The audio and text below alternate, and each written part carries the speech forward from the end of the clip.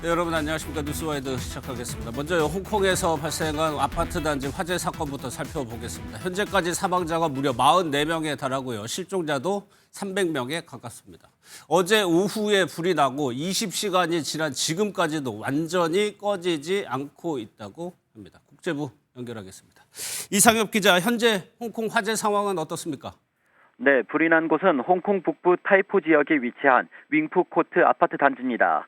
단지 8개 동 가운데 7개 동에 불이 붙었는데요. 4개 동은 진화 작업이 마무리됐고 3개 동은 여전히 진화 작업이 이루어지고 있습니다. 화재 신고가 접수된 건 현지 시각으로 어제 오후 2시 52분쯤입니다. 불길은 삽시간에 아파트 단지 8개 동 중 7개 동으로 번졌고 주민 900여 명이 인근 학교 건물 등 8개 임시 대피소로 대피했습니다. 極度低落啦！大家有咁多街坊，有咁多戰友，唉，我都唔知點。而家睇下，仲係間間都燒到起冚冚。 이 불로 현재 44명이 숨지고 병원으로 옮겨진 사람 가운데 45명은 위중한 것으로 알려졌습니다. 우리 외교부는 현재까지 파악된 한인 피해는 없다고 밝혔습니다.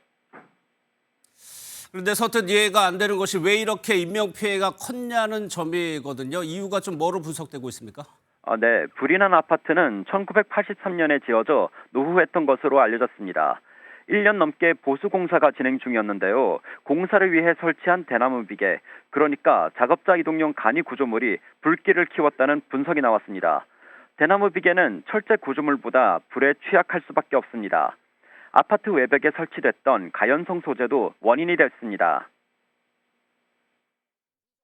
係發現建築物喺嘅外牆係有一啲安裝咗嘅保護網啦、保護膜啦、防水帆布、塑膠布，係懷疑咧係未符合呢個防火嘅標準嘅。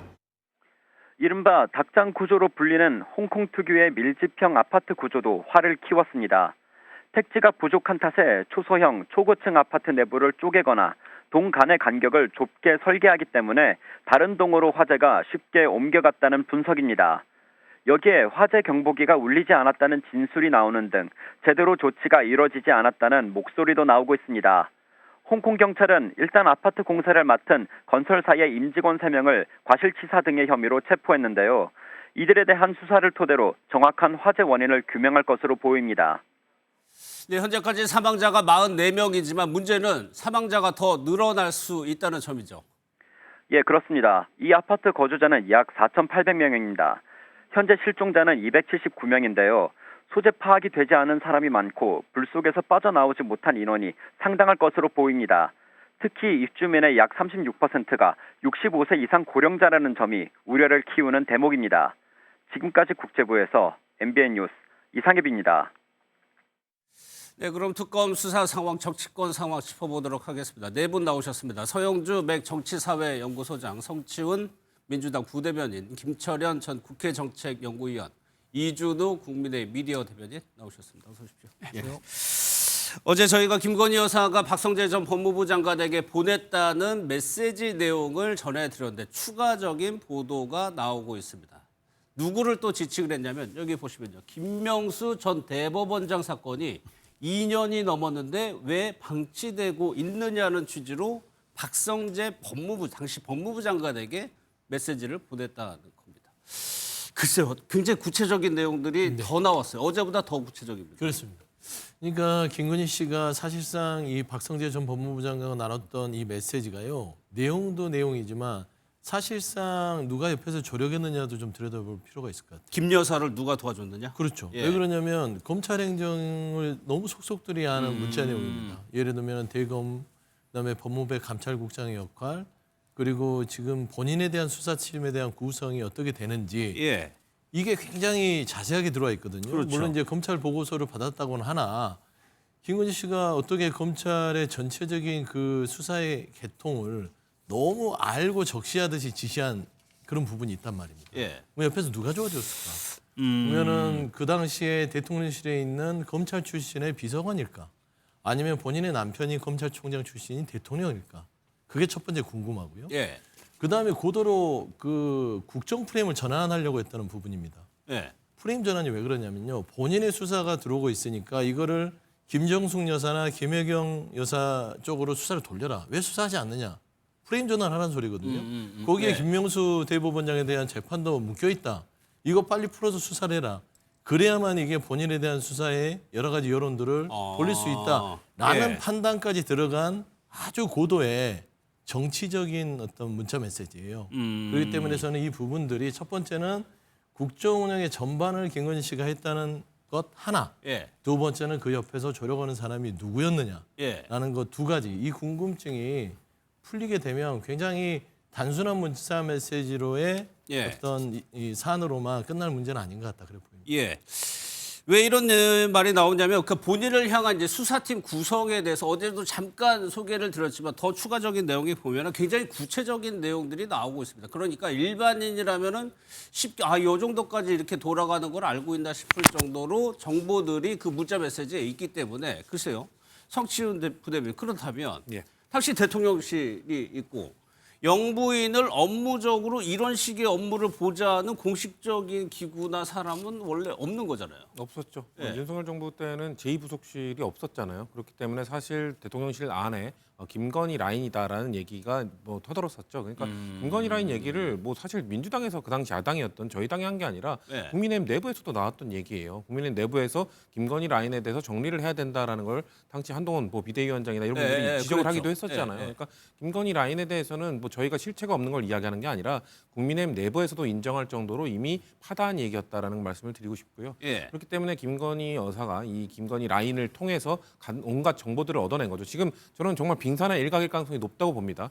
왜냐하면은 그 이런 사법과 관련된 것만 정보를 얻었을까? 다른 국정에 대해서는 영향력을 끼치지 않았을까? 그렇게 사실 추정할 수 지금까지 있죠. 드러난 것만 예. 의혹만 보더라도 명태균 씨는 이제 공천에 개입을 한 것이고요. 이것은 재판에 관련된 것도 개입한 것이고 재판과 검찰의 권한이 수사와 관련된 것도 개입을 한 것이고요. 그럼 다른 데는 없었을 것인가? 전방위적으로 개입했을 가능성이 매우 높다는 것이 전 드러난 것이기 때문에 예. 이건 사실 뭐 사법농단이 아니라 국정농단이라고 볼 수 있는 그런 것들 의혹들이 수면 위로 지금 떠오르고 있는 중이라고 좀 보면 될 것 같습니다. 예.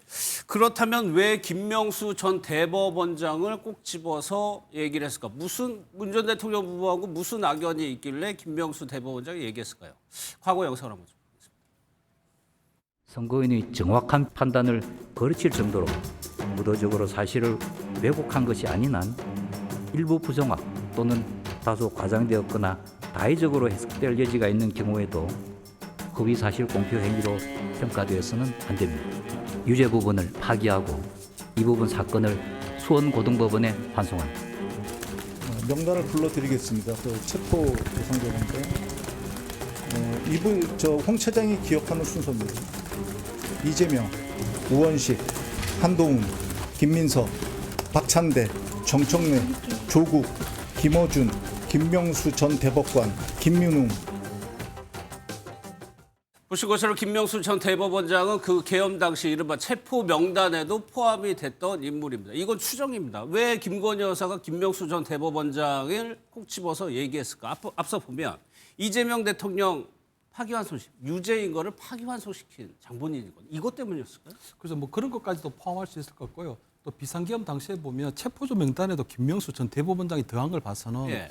아마 행정 권력은 윤석열 전 대통령이 차지하고 있지만 입법 권력에 있어서는 야당 대표였던 이재명 뭐 대표나 또는 국회의장을 하고 있던 우원식 국회의장이나 이런 분들이 결국은 윤석열 대통령이 얘기했던 반국가 세력의 한 축이 되기 때문에 사법부 측에서는 볼 때는 어차피 지금은 조희대 대법원장 체제지만 그때 당시에 김명수 전 대법원장이 상당히 문제가 있다는 인식을 조금 한 걸로 보이고요.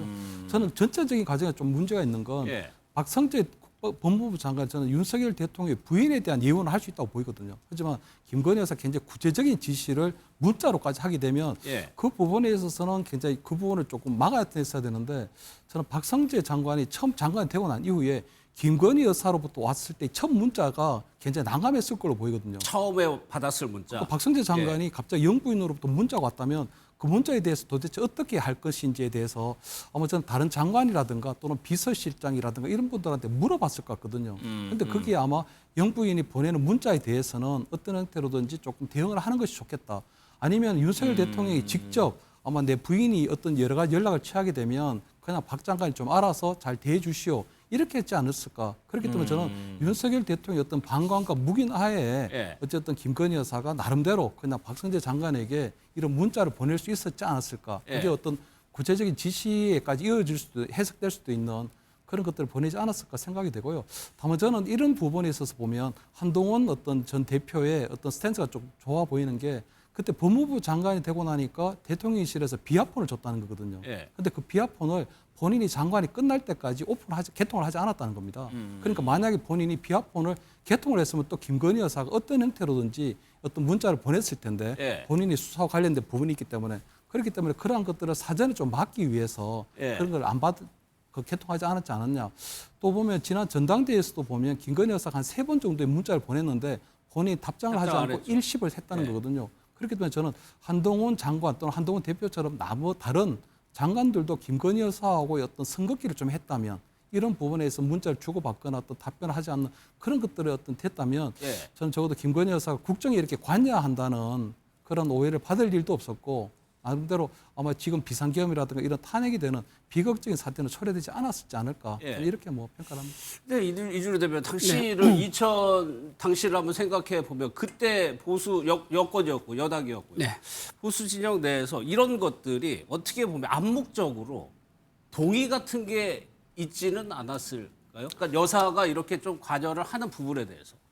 저는 그렇게 보지는 않습니다. 네. 왜냐하면 박성재 장관 폰에 거기에 대해서 김 여사가 보냈을 때 어떻게 응답했느냐 그 내용은 또 공개가 지금 안 안 되고 나오죠. 있거든요. 안 나오고 네. 있죠. 그러니까 그 내용이야 본인이 받고 예우 차원에서 거기에 대해서 이런 문자를 보내면 안 됩니다라고 말을 하게 되면은 네. 오히려 그게 또 본인과의 또 장관과 또 영부인 사이에 또 껄끄러움이 생기는 거니까 본인이 선에서 소화를 시키기 위해서 아예 응답을 하지 않는 그런 선택을 한 게 아니겠는가 싶고요. 아까 방금 말씀하신 것처럼 한동훈 전 법무부 장관도 영부인 여사가 왔을 때 그때 답을 안 했지 않습니까? 예. 아마 장관이 서로 업무를 인수인계하면서 김 여사한테 연락이 올지 모른다. 나는 연락을 안 했었다. 답을 안 했으니까 참고하시라 정도의 코치를 해주고 인수인계를 했을 수도 있겠다라는 생각도 들고요. 예. 또 하나 아까 지금 말씀하신 것 중에서 이제 많은 국민들이 좀 오해할 수 있는 게 지금 김명수 전 대법원장 사건 2년 넘게 방치하고 있는데라고 물어봤다고 했거든요. 예. 근데 물어본 게 이게 법무부 장관에게 이것을 진행해라, 뭐 질책하거나 독촉하거나 그렇게만 꼭 볼 수는 없는 게 예. 무슨 말이냐면 그 당시에 모든 국민들이 가지고 있던 의문이에요. 왜냐하면 이게 고발된 지가 무려 3년 6개월 지났는데 예. 계속 진행이 안 되고 있으니까 국민들이 다 의아하긴 했었습니다. 그리고 언론에서도 이게 왜 진행이 안 되냐 그런 의문도 가지고 있었고요. 예. 그래서 전 국민이 가지고 있는 의문이니까 영부인도 아니겠습니까? 그런 의문을 가지고 문의를 한 거지. 그걸 가지고 내가 물어봤으니까 진행해라. 그런 지휘할 수 있는 또는 지시할 수 있는 그런 권한이 없음을 본인도 알 건데 아마 그런 의도로 궁금증을 물어봤을 수도 문의하는 있다. 그런 예. 의도 이상의 어떤 문제는 아니었을 거다 저는 그렇게 봅니다. 뭐 그럴 수도 있죠. 그런데 만약에 답장을 안 했다면 한두 번 보내다 말았겠죠. 근데 몇 차례에 걸쳐서 보내는 상황이어서. 그냥 뭐 이제 문자를 가지고 분석할 것도 없고요. 결과를 보면 됩니다. 예. 그 문자가 하고 나서 결과치가 나왔나 안 나왔는지 보면 되죠. 사실 보면은 김혜경 여사와 김정숙 여사 수사가 그 뒤로 검찰에서 어떻게 됐죠? 가열차게 진행이 됐죠. 그다음에 김명수 대법관에 대한 수사도 진행이 됐습니다. 2달 뒤에 소환 통보를 하네요. 그렇죠. 예. 그러니까 그 결과가 바로바로 즉시로 이게 영부인이요. 예. 대통령도 못하는 개별 수사에 대한 어떤 지휘를 한 격이 된 거예요. 있을 수 없는 일을 한 겁니다. 이건 단순한 문의 차원이 아니라 질책성 문자를 보냈고 그게 현실화된 겁니다. 예. 거기에다가 우리가 봤던 식으로 이원석 그때 검찰총장이 예를 들면은 이 도이치모터 주가 조작이라든지 디올백에 대해서 수사팀 별도로 꾸려서 소환을 한 해 만에 그런 그랬죠. 얘기들이 예. 한참 나올 때죠. 인사조치 됐습니까 안 됐습니까? 바로 이원석과 송경호 두 사람은 바로 인사조치가 됐죠. 예. 이런 걸 보면 이게 단순하게 영부인의 문의 차원이라기보다는 실질상인 국정의 지시사항이 법무부 장관에 하달돼서 그냥 움직인 거예요. 그렇지 않습니까? 저는 그렇게 좀 보면은 이거는 너무나도 예. 김건희 씨가 국정에 V0로서 역할을 충실했다는 방증이다. 알겠습니다. 그게 맞습니다. 그래서 이제 뭐 이게 뭐 오비락이라고 볼 수도 있을 거예요. 그런데 절차 시간상으로 저희가 한번 정리를 해봤거든요. 저 문자 메시지를 보는 게 5월 15일입니다. 소환 통보를 한 게 말씀드린 대로 7월이고요.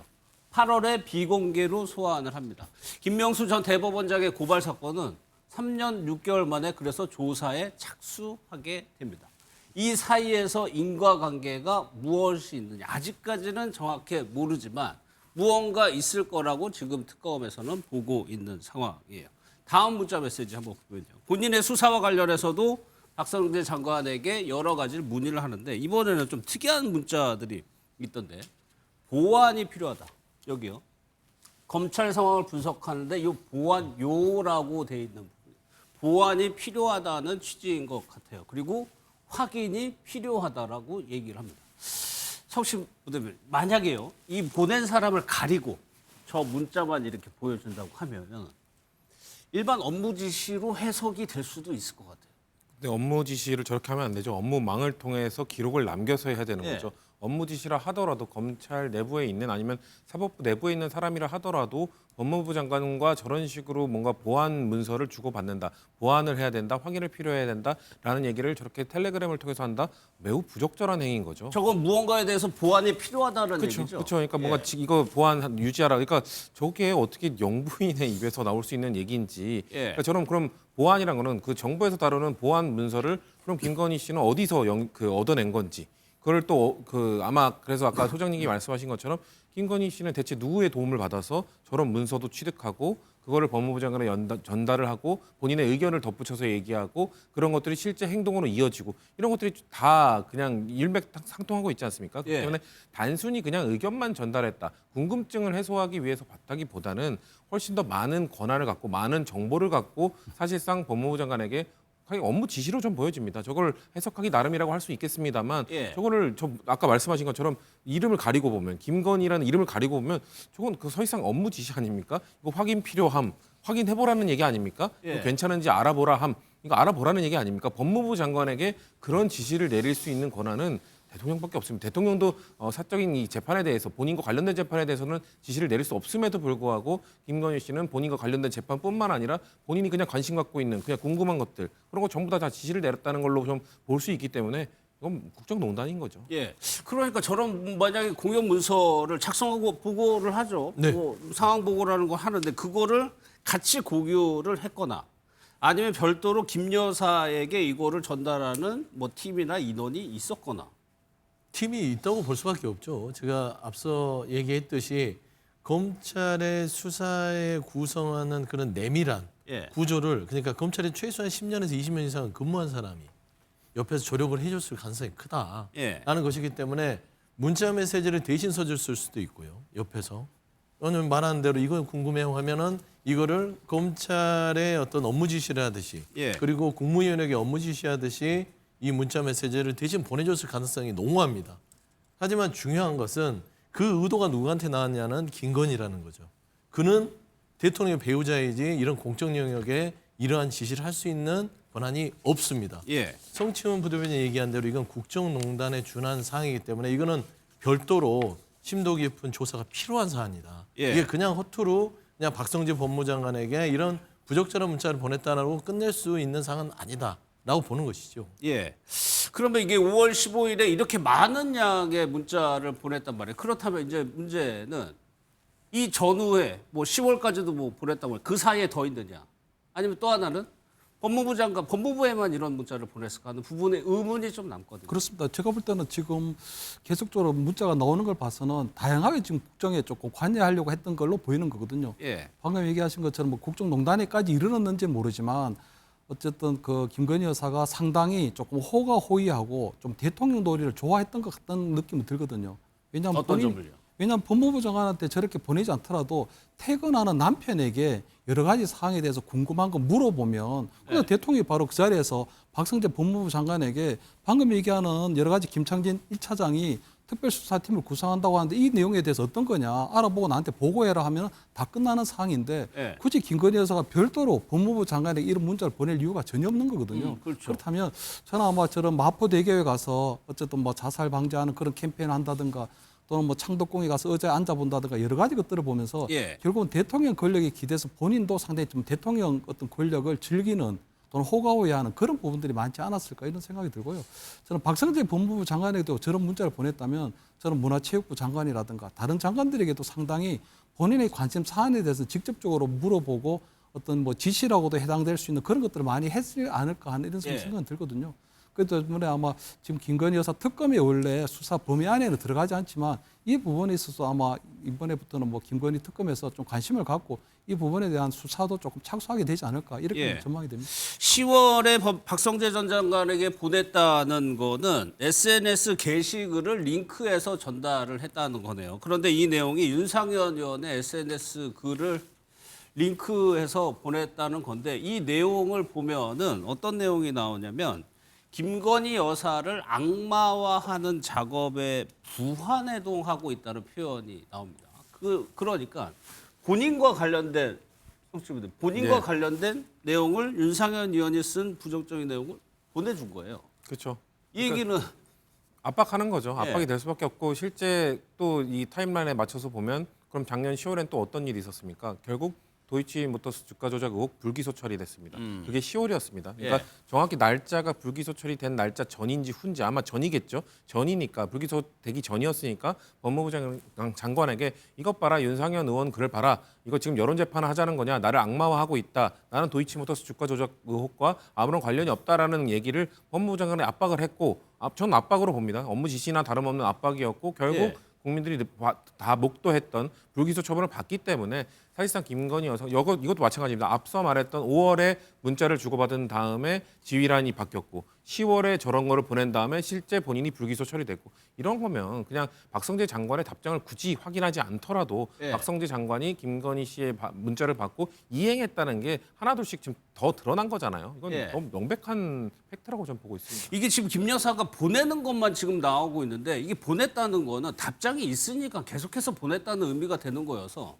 박성재 장관이 여기에 대해서 뭐라고 답했는지도 사실 궁금한데 그것까지는 아직 보도가 안 되고 있어요. 여기 보면은 국민이 납득할 만한 수사 결과를 내놔야 한다니 이것이 법과 원칙에 맞는 수사 대신 여론 재판을 열자는 것이냐. 이게 윤상현 의원이 쓴 글을 김건희 여사가 링크해가지고 보내줬다는 겁니다. 그래서 말씀하신 대로 뭐 이것도 오비락일 수 있겠지만 무혐의 처분을 받아요. 김 여사. 그렇겠습니다. 제가 볼 때 이런 것들을 자꾸 나오게 되니까 아마 윤상현 의원의 이런 글도 링크해서 보낸 걸 보면 그 법무부 장관이 왜 검찰을 제대로 통제하지 못하냐. 나에 대한 수사라든가 이런 것들에 대해서는 수사팀 구성에서부터 여러 가지 진행하는 상황에 대해서는 법무부 장관이 조금 책임을 지고 해야 되는 거 아니냐 하는 예. 이런 의도가 좀 있는 것 같고요. 또 한편으로 볼 때 여당의 중진인 윤상현 의원마저도 지금 나에 대해서 악마화를 하고 이런 수사를 하는 부분에서는 자의적이라고 하는 부분이 있는데 왜 법무부 장관이 직접 나서서 이런 것들에 대해서 컨트롤하고 막아주지 못하냐 하는 이런 부분들을 담고 있는 걸로 보이는 거거든요. 다만 저는 지금 이것이 김건희 여사가 박성재 법무부 장관에게 이런 문자를 보낸 것 자체는 굉장히 부적절한 건 맞는데 과연 이런 부분들을 김건희 여사의 지시만으로 했겠느냐 이걸 지시를 볼 수 있겠느냐 하는 부분들은 아까 말씀드린 것처럼 김건희 여사가 퇴근하는 남편에 대해서 예. 방금 박성재 장관에게 이런 문자를 보냈는데 사실 내가 굉장히 억울하다. 그리고 당신도 잘 알고 있지 않느냐. 그렇다면 앞으로 어떤 수사팀이나 이런 구성에 있어서 당신이 그런 법무부 장관에게 구체적으로 좀 지시를 내려서 예. 법무부 장관이 검찰총장으로 하여금 수사팀 구성이나 이런 부분들을 하라고 할 수도 있는 부분이거든요. 그렇기 때문에 저는 지금 당장 박성재 장관의 어떤 단문이 없는 상황에서는 예. 김건희 여사는 나름대로 본인의 의견 또는 여당 중진의 이런 것들을 링크로 해서 박성재 장관에게 참고로 보냈을 뿐이고 예. 구체적인 지시는 결국은 윤 전 대통령이 윤 전 쓸 대통령 것이다. 아니 퇴근하고 있는 남편이 바로 옆에 있는데 남편에게 그냥 밥 먹으면서도 그런 이런 이야기를 하면 되는데 예. 굳이 본인이 박성재 장관에게 무슨 힘이 있다고 자기가 무슨 대통령도 아닌데 결국은 그래서 저는 윤석열 전 대통령의 어떤 호가호위하고 본인이 그냥 같이 윤석열 정권을 만든 예. 어떤 창업자라는 마음에서 그냥 대통령 놀이를 좀 즐겼던 거 아닌가 이런 저는 뭐 나름대로 뭐 예상도 할 수 있지 않을까 이렇게 봅니다. 예. 이주로. 제가 좀 반론을 안 할 수가 없는데요. 이제 두 사안에 대해서 이제 어떻게 보면 이제 반대하는 입장에서 보면은요, 비판적으로 보면 이게 인과관계라고 주장을 할 수 있습니다. 하지만 지금 보시는 것처럼 명확한 지금 인과관계가 드러나는 건 아니에요. 그러니까 시간상 선후관계는 맞죠. 시간상 선후관계가 맞는데 인과관계가 아니기 때문에 이게 법적으로 넘어가게 되면 이건 또 다른 결과가 나올 수 있는 거거든요. 맞아요. 근데 너무 이제 예. 예단해가지고 마치 인과관계 필연적인 것처럼 이렇게 전제하고 얘기를 한 것은 좀 맞지 않다 생각하고요. 예. 재판 결과를 좀 더 지켜봐야 되지 않겠느냐 그 말씀드립니다. 예. 네, 합리적 의심의 영역까지 하지 말라고 하는 좀 과해요. 우리가 이제 상식이라는 게 있는 거잖아요. 사실 전화가 있었고 그 현상들이 구체화가 됐다면 그 지시사항이 실행됐다고 우리가 추론하고 상식적으로 의심할 수밖에 없는 거 아니겠습니까? 그거에 대해서까지도 이제 하지 말아라 라는 것은 조금 그렇고요. 두 번째 저는 왜 이게 중요하냐면 한동훈입니다. 한동훈 전 대표가 중심에 있는 거예요. 사실상. 그 무슨 말이에요? 왜 그러냐면 이원석 총장 부분에 있어서의 수사팀 꾸렸을 때도 당시에 이제 한동훈계라고 해서 검찰 내부에 이원석, 송경호, 한동훈. 예, 예, 그러면서 이제 법무부 장관이 이제 사실대로 비디오로 내보내면서 박성재, 김수현이라는 민정수석, 윤석열 대통령. 예. 구 검찰계와 신 검찰계가 부딪혔었죠. 그게 도이치모터 특검을 하겠다. 소환하겠다 이렇게 됐던 것이고 일련의 과정을 윤석열 전 대통령과 김건희 두 부부의 이렇게 시기를 놓고 보면 예. 지금 김건희 씨가 했던 게 사실상 5월부터 10월까지 본인의 수사에 대해서 막 법무부 장관과 논의를 하면서 이 부분을 털어내라. 뭐하냐 프레임 전환해라 이랬던 거고 그러면은 마지막 윤상현 의원한테 보냈던 SNS 뭡니까? 윤상현 의원은 한동훈 전 대표를 저격한 거거든요. 예. 법무부 장관까지 했던 당대표가 지금 이거 특검하자고 하는 게 뭐냐. 국민의 눈높이 운운하는 게 말이 되냐. 여론재판하냐 이거예요. 그러니까 이 말을 보여준 거예요. 박성재 장관에게. 그러면서 무혐의가 나온 거 아니겠어요? 예. 그러니까 털어내버린 거예요. 근데 윤석열 전 대통령 본인 남편은 뭘 했냐. 5월 6월에 연희영 방첩사령관을 데려다가 나 비상겸 해야겠어. 라고 하면서 무릎 꿇고 이건 안 된다 했던 현상이 하나 있어요. 그리고 10월 1일 날 곽종곤 특전사령관에서 뭐라 했어요. 한동훈 등등등 내 앞에 잡아와 총을 예. 쏴 죽일 거야. 예. 이렇게 고조됐던 겁니다. 결국에는 김건희라는 본인의 배우자에 대한 도이치모터 주가 조작 사건과 명품백에 대한 수사가 조여오니까 예. 결국에는 한동훈도 내 편이 아니고 한동훈까지 다 싹 잡아들여서 이거는 반국가 세력으로 처단해야 되는 거 아니냐. 내 배우자를 건드는 사람들은 다 영공 세력이고 반국가 세력이다. 예. 라는 배경을 이야기해 줄 수 있는 단초가 될 수 있는 거예요. 그래서 저는 이거를 이게 합리적 의심에서 출발은 하지만 사실상 깊숙하게 수사가 들어가면 예. 12월 3일 날 있었던 곧 1주년이 되지만 그 배경을 풀 수 있는 열쇠가 될 수 있겠다는 저는 예. 그런 관점도 필요하다고 봅니다. 이게 그러니까 2달 전에 보냈어요. 그렇죠. 지금. 그리고 10월 국군의 날 때 한동훈 전 대표 보고 빨갱이라고 표현했었던 건가요? 그 10월 그날이 1일이죠. 그날인가요? 10월이죠. 예, 그렇게 지금 조각조각 나오는 정보들을 맞춰서 역으로 그때 2024년을 조금 해석해 보면은 현재까지 이렇게 될 수도 있을 것 같은데 김 여사 수사가 이렇게 하느냐 마느냐 논란이었을 때 정치권에서 그때 엄청나게 시끄러웠는데 실질적으로 지금에 와서 보면 영부인 스스로가 법무부 장관을 통해서 무언가를 굉장히 열심히 하고 있었던 거예요. 그렇죠. 본인이 나서서 뭐 남편에게 이야기한 게 아니라 네. 대통령에게 이야기한 게 아니라 본인이 직접 전방위적으로 연락을 했다는 것이고요. 그리고 지금 특검이 단순히 김건희 영부인이 법무부 장관에게 문자를 보냈더라 이렇게 얘기하는 게 아니라 이것이 결국 이 내란을 왜 하는가, 그러니까 계엄을 왜 했는가.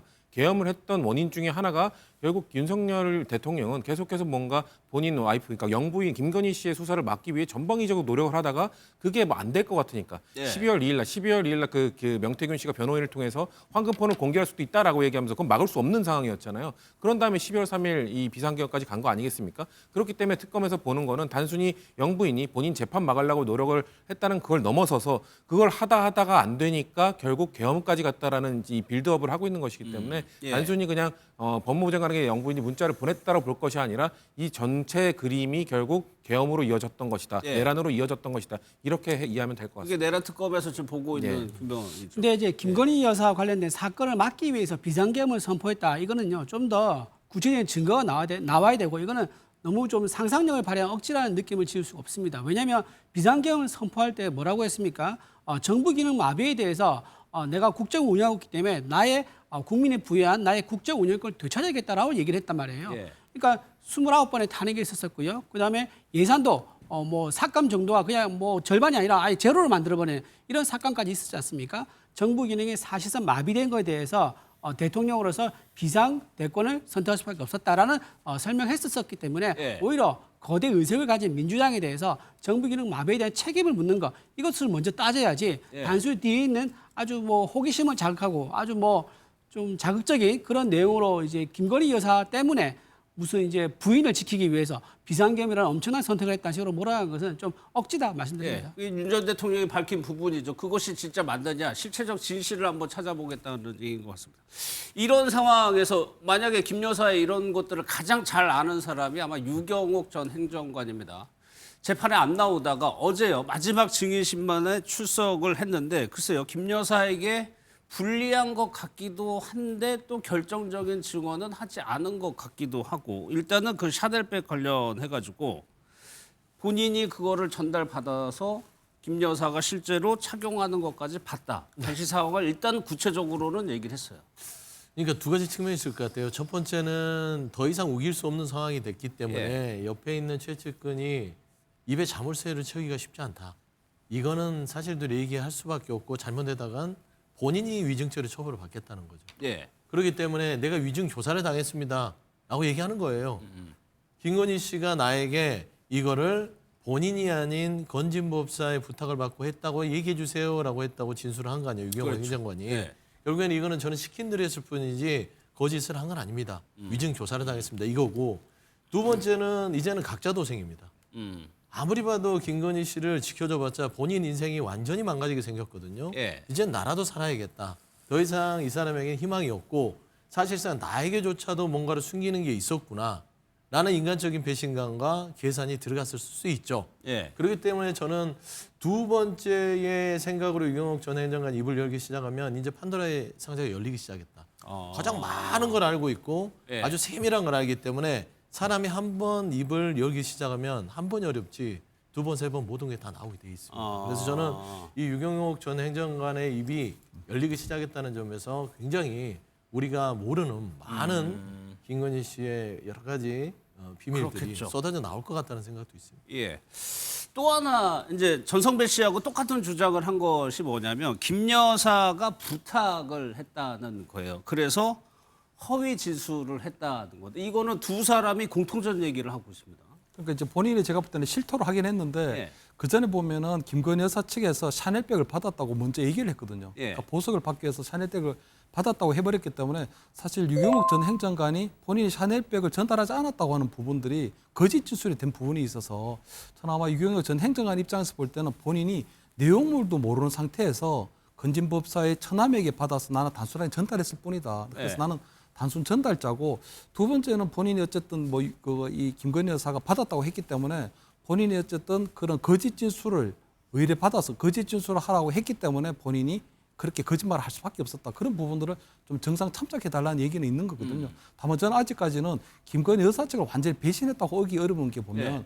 반그라프 목걸이 그라프 본인은 목걸이. 받지 예. 않았다고 하거든요. 예. 건진법사는 줬다고 하는데 본인은 받지 않았다고 하고, 김건희 여사 측도 마찬가지로 나는 그라프 목걸이 받은 적이 없고, 만약에 그 그라프 목걸이 있다면 DNA 검사를 해보자고 하는 입장이기 때문에 예. 저는 지금 유경옥 행정관은 여전히 지금 김건희 여사 측에 서 있다. 그래서 본인이 원래 거짓 진술했던 부분들은 어차피 지금은 거짓 진술을 의뢰받았다고 하는 부분을 하지 않으면 김건희 여사 측에서 어차피 샤넬백을 받았다고 하는 부분이 있어서, 그래서 저는 아직까지는 유경옥 행정관 여전히 김건희 여사에게 대해서 나름대로 충성심을 보이면서 선택적으로 나름대로 어떤 그런 뭐 진술을 지금 하고 있는 게 예. 아닌가 이렇게 보입니다. 저도 그 대목인데, 그라프 목걸이 지금 특검에서는 그걸 실물까지도 가지고 있는 상황인데 유경옥 전 행정관은 본 적도 없다고 하고 부인을 했어요. 이거 성치훈 부대변인 어떻게 해석하십니까? 사실 김건희 씨가 처음에 인정했을 때 사실 샤넬백은 받았다. 하지만 반그라프는 받지 않았다라고 했을 때 예. 그때도 제가 말씀을 드렸던 것 같은데, 왜냐면 이 그 샤넬백에는 중간 다리 몇 명이 껴 있거든요. 유경옥 행정관도 껴 있고 직원들도 껴 있고 교환할 때 연관이 되어 있는, 그렇기 때문에 부정하기 어려웠을 겁니다. 그렇기 때문에 그거에 대해서는 어쩔 수 없이 인정. 왜냐면 너무 명백하게 제3자들이 있는 상황에서 끝까지 부정하면은 그냥 위증이 되기 때문에 그거에 대해서는 인정하고, 이 그라프 목걸이는 중간 연결고리가 없기 때문에 그거에 대해서 끝까지 부정을 하고 있는 것이거든요. 유경옥 행정관도 마찬가지일 겁니다. 본인도 이 부분에 대해서는 그 김건희 씨가 부정하고 있으니 나도 굳이 이거에 대해서는 봤다고 전달했다고 말할 필요가 없겠구나라고 저는 하고 있는 거를 보기 때문에, 저 역시 지금 유경옥 전 행정관 역시 김건희 씨에서 뭐 등을 돌렸다거나 이런 것이 아니라 예. 일단 김건희 씨도 인정을 해버린 부분에 대해서 본인의 거짓말을 인정해야 되고, 근데 거짓말을 왜 했냐고 했을 때는 압박 때문이었다라고 할 수밖에 없는 거죠. 그러니까 예. 지금 다 자기 살라고 하는 것 같습니다. 김건희 씨도 결국 본인 살라고 최소한의 아마 추가적인 증거가 나오면 방그라프 목걸이도 언젠가 인정을 하게 될 수도 저는 있다고 봅니다만 이 뭔가 추가 증거가 나오기 전까지 끝까지 부인하려고 하겠죠. 저는 예. 하지만 전성배 씨가 저기 본인이 줬다고 하고 있고 실물도 있는 상황이기 때문에 이거에 대해서도 글쎄요. 뭐 좀 약간의 증거만 더 나오게 된다면 김건희 씨도 이것에 대해서 유경욱 전 행정관도 이것에 대해서 끝까지 부인하기는 어려울 거라고 생각합니다. 좀 더 추가적인 실체적인 증거나 근거가 나온다면 그쵸. 또 바뀔 수 있다는 예. 말씀이시죠. 저는 어제 그 유경 행정관 그 직원 중에 좀 관심을 가졌던 부분이 쇼핑백 한 개하고 보자기에 싼 물건을 받아왔다고 합니다. 그런데 이게 워낙 많았나 봐요. 그래가지고 카트를 가져왔다는 거예요. 물건이 너무 많아서 카트 들고 나오라고 했다. 저 부분이 뭐 물론 뭐 이게 혐의하고 직접적인 관련은 없겠습니다만 저렇게 카트로 싣고 와서 무언가를 받아왔다는 점이 뭐 일반 대중들이 보기에 조금 놀라울 부분일 수도 있을 것 같아요. 그러니까 뭐 이게 처음은 아니었던 것 같고요. 카트를 매번 뭔가를 옮기는 데 썼을 게 당연한 듯. 그런 얘기가 좀 있는 것 같고 예. 보자기에 싼 물건, 과연 보자기에 싼 물건은 뭘까요? 저도 궁금한데 예. 물건을 많이 받는 게 사실 아주 최고의 권력자의 배우자로서 국민들 보기엔 맞득지 않죠. 예. 보통 고위공직자나 그래도 좀 어느 정도의 직급에 있는 공무원들은요.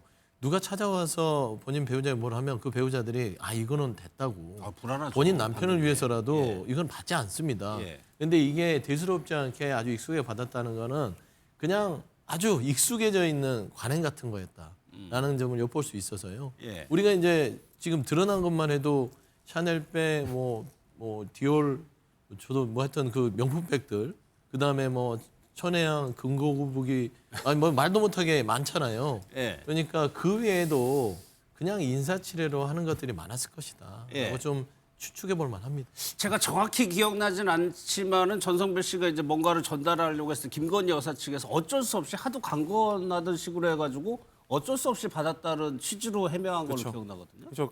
끝까지 거부하려고 했으나 계속 강권했기 때문에 나갔다. 근데 강권했기 때문에 어쩔 수 없이 받으러 가는 사람이 카트를 끌고 가서 예. 그 다량의 물건을 받아오는 것이 국민적 눈높이에서 봤을 때 이게 납득할 만한 설명인가 어렵죠. 그러니까 그 어쩔 수 없이 받았다는 것도 사실 끝까지 거짓말하다가 이거를 끝까지 거짓말하기 어려운 상황이 되니까 이거 어쩔 수 없이 받았습니다라고 그냥 변명을 한 것이고요. 제가 아까 예. 말씀드린 것처럼 대체 얼마나 많이 받은 건지 가늠하기도 어렵습니다. 뭐 지금 계속해서 우리가 이 많은 국민들이 지금 명품 브랜드에 대해서 공부할 정도로 계속해서 새로운 브랜드가 나오고 있지 않습니까? 예. 그런 것들을 봤을 때 대체 김건희 씨가 여러 방위로 여러 방향에서 여러 사람에게 받은 물건이 범위가 어느까지인지 가늠하기 어렵다는 말씀드리고 싶습니다. 예.